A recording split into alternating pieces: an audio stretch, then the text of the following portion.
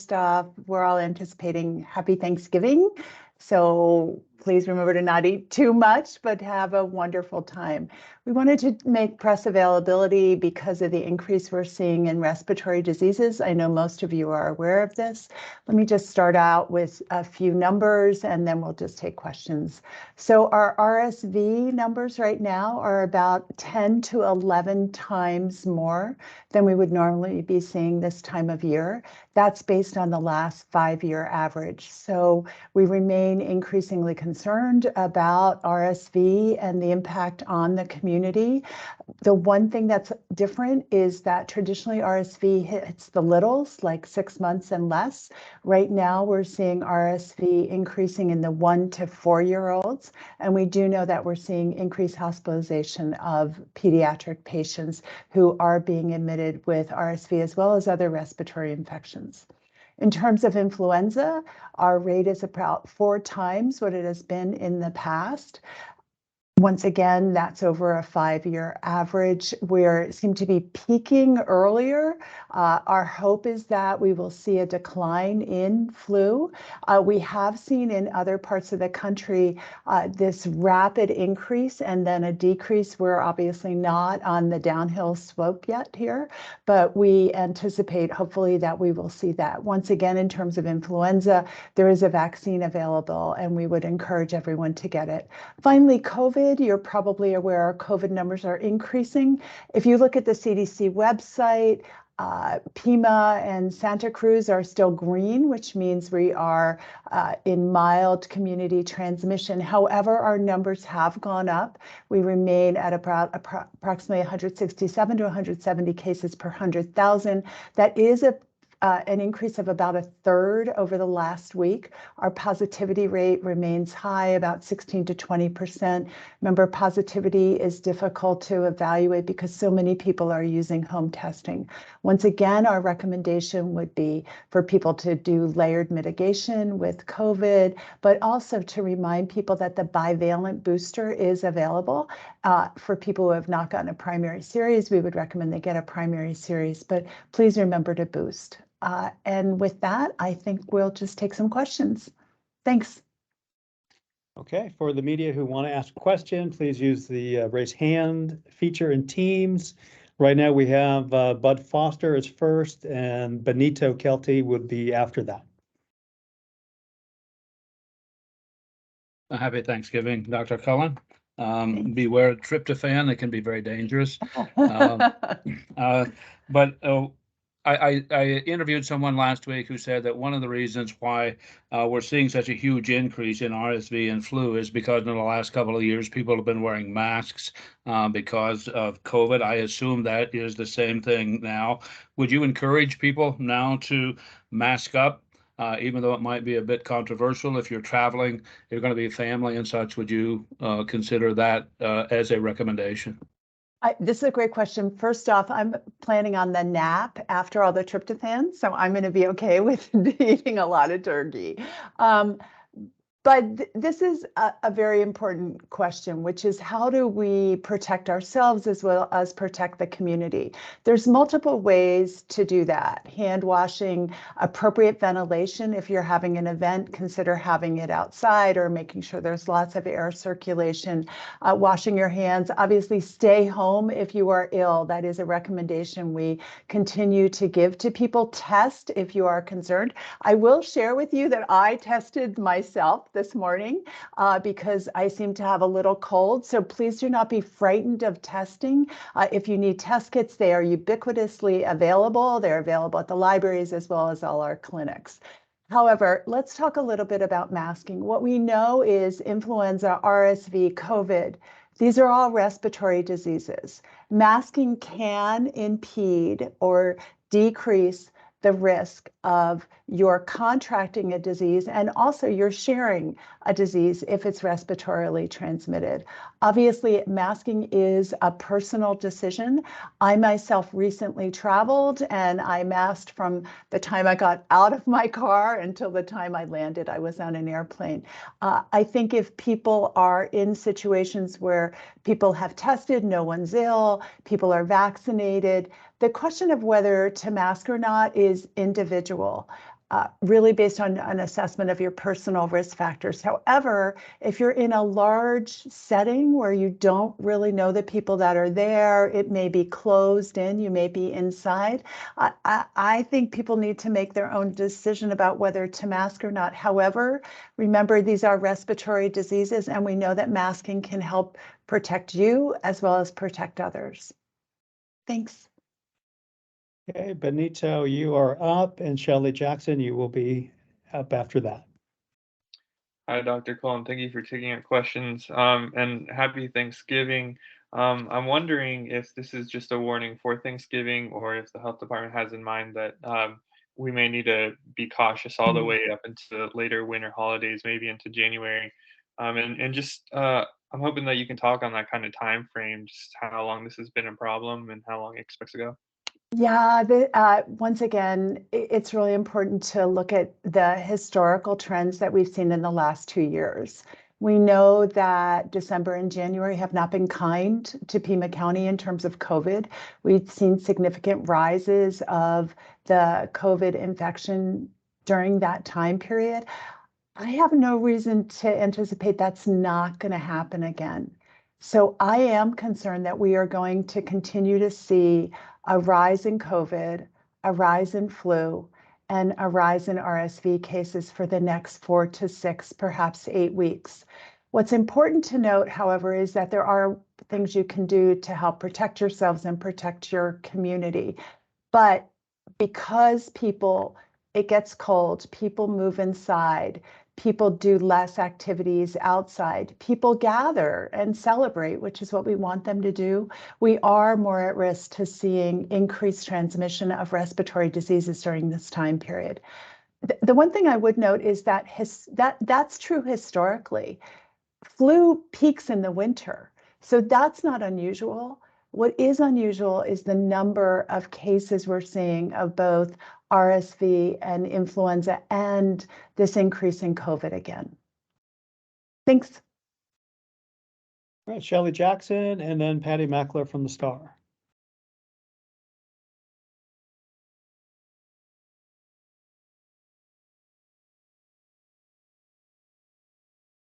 Shelley, I see you're unmuted, but we can't hear you.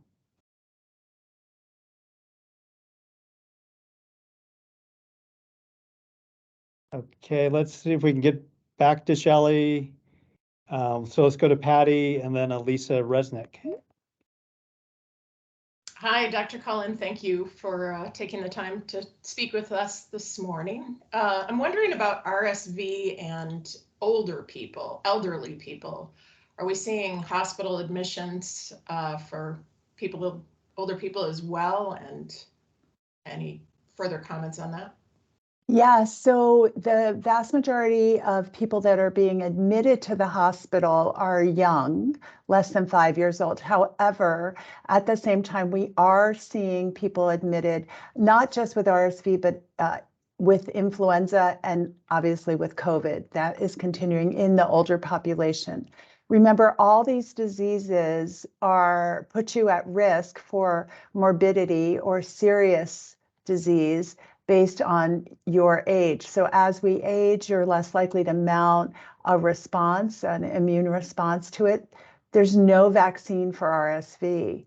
So the caution or the prevention right now has to be trying to decrease situations where you will come into contact with RSV. But we are seeing elderly admissions for RSV in the hospitals.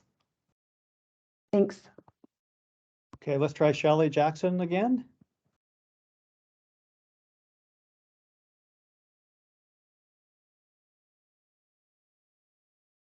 Sorry, Shelley, still not hearing you. Perhaps you want to leave a question in the chat and we can ask Dr. Cullen the question that way. Elisa Resnick, you're next, and then we'll go back to Bud. Hi, Dr. Cullen. Thank you so much for hosting this talk today, and happy Thanksgiving to everybody.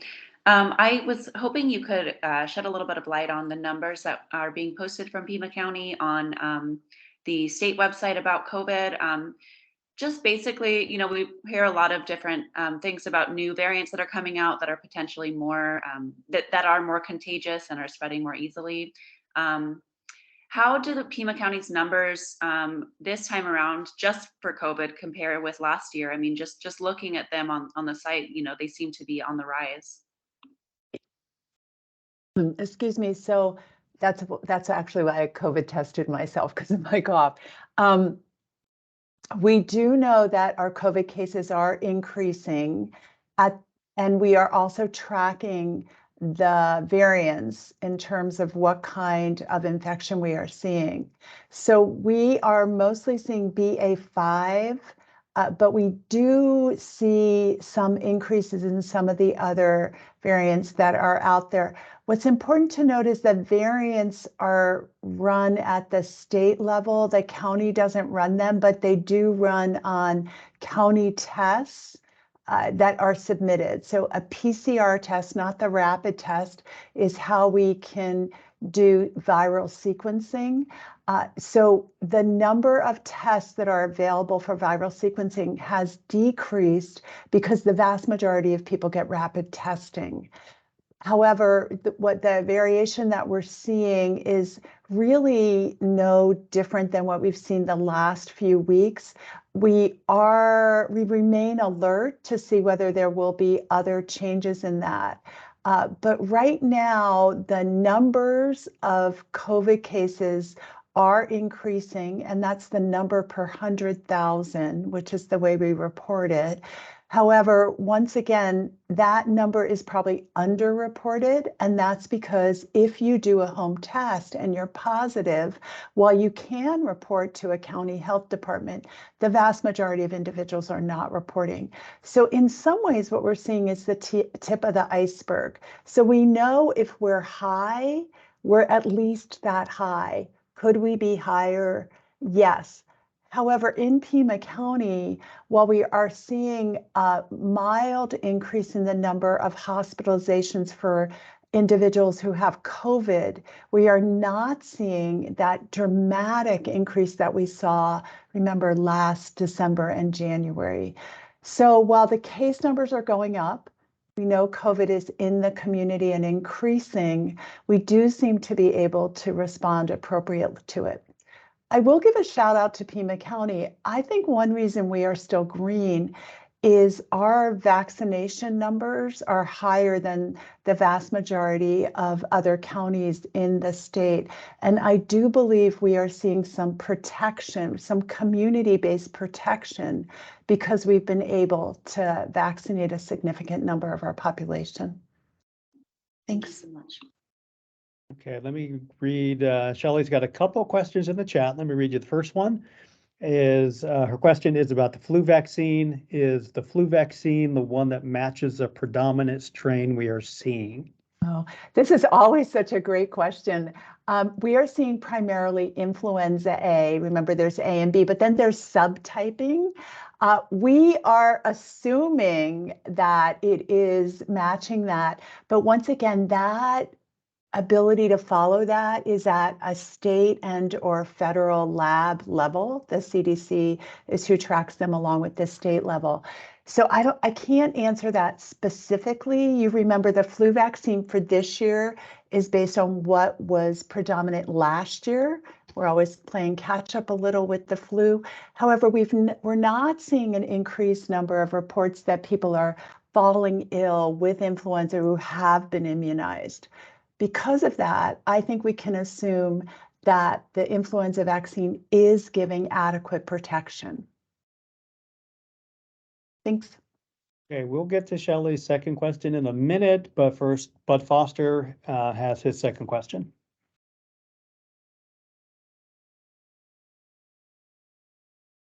Yeah, I think you sort of answered this, but maybe you could be a bit more specific. When you go to the Pima County site and it has the big green thing there that, everything seems to be very fine in Pima County, maybe not in others. However, my assumption is that you're going to go yellow here fairly soon. Can you give me an idea as to what criteria you will use to go to yellow and how it might affect your warnings to the rest of the community about what's happening here? So, Bud, we follow the CDC at this point. You may recall we had our own evaluation system early on. This seems it was years ago with the 9 factors in the dashboard. We now follow the CDC, and it's really based on case count and hospitalization. So if the case count goes to 200 or over cases per 100,000, that puts us at risk of going into moderate transmission, which is where we go to yellow. And if our hospitalization rate goes up also. So those numbers are tracked not based on our internal data, but based on state and CDC data. And once the CDC changes us to yellow, then you will see that change on our dashboard. Now, I know it seems inevitable that we will go to yellow because the rest of the state basically is yellow. I guess I'm still a little hopeful that we're still buying Pima County a little more time to stay in the green. Once we do go to yellow, the recommendations have been distributed, promulgated by the CDC. And the most important change is really related to masking. Once you're yellow, and I think there was an earlier question, once you're yellow, the recommendation is that you personally consider whether you are at risk. And if you are, that you consider strongly to mask in public settings. The rest of the recommendations stay the same, which is that layered mitigation that we've talked about for a long time. Thanks. All right, let me go back to Shelley's second question from the chat, which is, what is driving this unusual increase in flu, RSV, and COVID? This is such a great question. You know, there's been lots of speculation about what's driving it. There is some belief that because we, not just in Pima County, but throughout the country, there was successful masking over the last 2 years. Remember, these are respiratory diseases, and now we're not masked by and large, that we are now seeing an increase in transmission of respiratory diseases. Kind of makes sense, right? We were masked and RSV and influenza never went away, but now they have the ability to be spread more frequently. The other thing is that most children, and I'll just talk about littles here, usually get RSV in their first year of life. Well, the vast majority of the kids that are 1 to 4, remember that's the age group where we're seeing an increase, probably didn't get RSV last year, or the 2-year-olds may have not gotten it 2 years ago. And that's because there were so many precautions about respiratory disease. The other thing is that we have just come back to normalcy in a lot of ways, which is really positive, and we want to rejoice with that. But by going back to normalcy, it means we're going out, we're in public, we have more opportunities to be with other people, some people who we may not be acquainted with, but in social and or recreational situations. So a lot of this is just normal human behavior, where we're seeing that respiratory diseases spread. However, I want to make a comment here. Normal human behavior would hopefully also include that if you're ill, you stay home, you cover your mouth, you cover when you're coughing, you wash your hands, and you vaccinate against the diseases you can vaccinate against, in this case, influenza and COVID. Thanks. Okay, we have about 10 minutes left. We have 3 questions in the queue right now. Elisa is first, and then we're going back to Patty Mackler. Thank you so much. Apologies if you mentioned this in the beginning, but who is most at risk for the respiratory virus you mentioned? And then if you have any time, no worries if not, but is there any update on like where the state and Pima County in particular is on monkeypox vaccines and cases? Yeah, I can do both of those. Thank you for asking about monkeypox because I wanted to mention it. So who's most at risk? What we're seeing in terms of hospitalization are children between 1 and 4 years old. They seem to be most at risk. That doesn't mean they're most at risk to get the disease. It just means that that's who we're seeing has significant impact from the disease. So that is the age group I would be most concerned about. And let me talk briefly about monkeypox because there's some really good news that I want to share with you. You will recall that we started seeing monkeypox early fall. Pima County has had no new cases in approximately 6 weeks. We had 60 total cases. Now, this is a tribute to our community, I think, our community response, our ability to get vaccines out into the community. So we're stable. That doesn't mean we've stopped vaccinating, however, because we do know that if you consider yourself to still be at risk, you should vaccinate.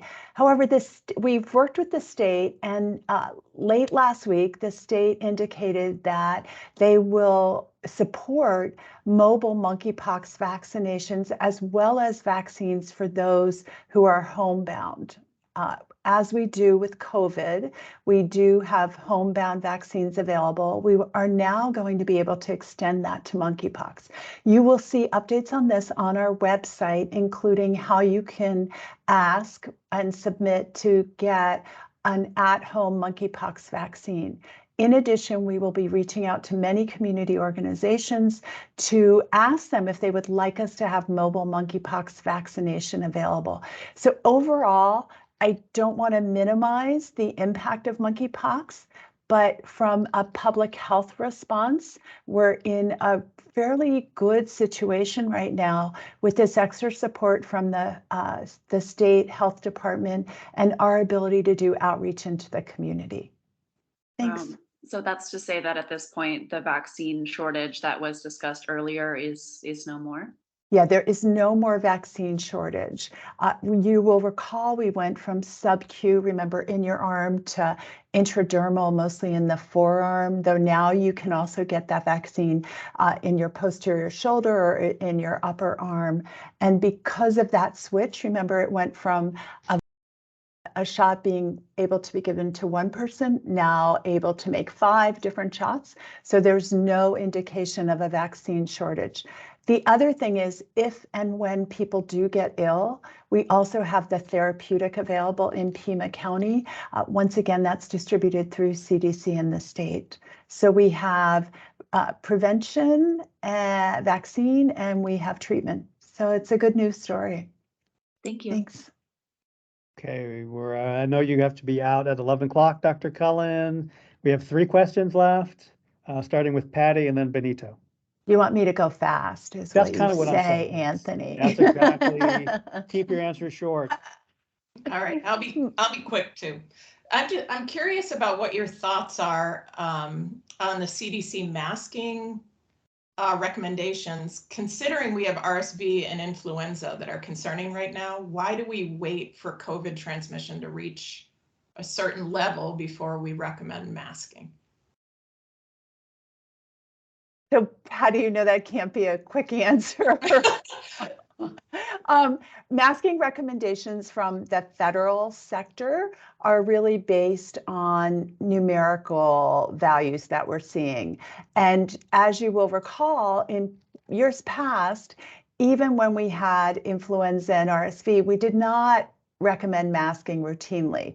Obviously, we saw individuals and family members who may have had a high-risk child or a high-risk adult at home elect to mask. And so from a public health perspective, right now, especially given the last 2.5 years, the recommendations are to personally assess your own risk. Now, I will caveat that if we go to over 200 cases per 100,000, I would strongly encourage people to do their own self-reflection and self-assessment about not only their ability to infect others, but their ability to keep themselves healthy. But the reason why there's the lack of a strong recommendation for masking is because the CDC has tied it to a number. Once you get to high transmission, I'm sorry, Anthony, I'm going way too long. But once you get to high transmission, there is a much stronger recommendation to consider masking in any social situation. Thank you. Sorry. Thanks. Question. No, it's actually a great question. We could do a press conference on masking. I'll keep that under advisement. No, I don't want to do that. Let's go to Benito, and then I have another question from Shelley in the chat, and that should wrap us up. Hi, Dr. Cullen. I'll keep it quick too. Testing. Could you give us an update on COVID testing, just how available it is, especially for people traveling? I know testing's not available at the airport anymore. Could you give us an update on where it is available and when you should get tested? Yeah, this is a great question. So test kits are available at all the libraries. They're available at all of our clinics. You walk in and you get a test kit. That you may recall there was a time you had to fill in a form. No more forms. You walk in, you get a test kit. We just did a major distribution of test kits with one of the school districts for them to send home for not only their student, but their family members. When should you test? If you are going to go somewhere Thursday, a la Thanksgiving, you may want to do test today and test Thursday morning. So you have that day in between.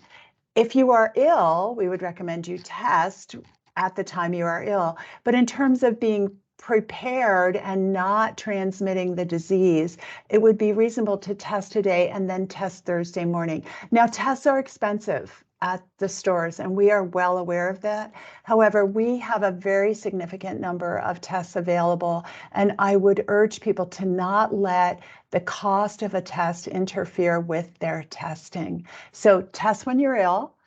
Test if you're going to go around someone who you may put at risk.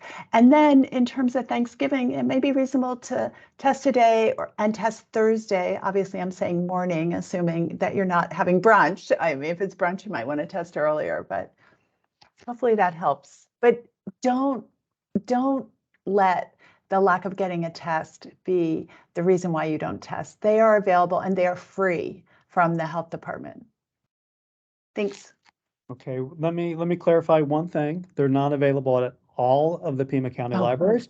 They are available at select libraries. You can go to pima.gov/COVID-19 testing, and that will list the library locations as well as other distribution events that health department programs are at in the community. So you can find all those free tests there. We have one last quick question. Oh, wait, Anthony, let me add one other thing too. We do have testing that's proctored testing, meaning we do it for you at the Abrams building on Monday, Wednesday, and Friday mornings. So that is available. And once again, that is free. And Abrams building is our public health building near Keno Hospital.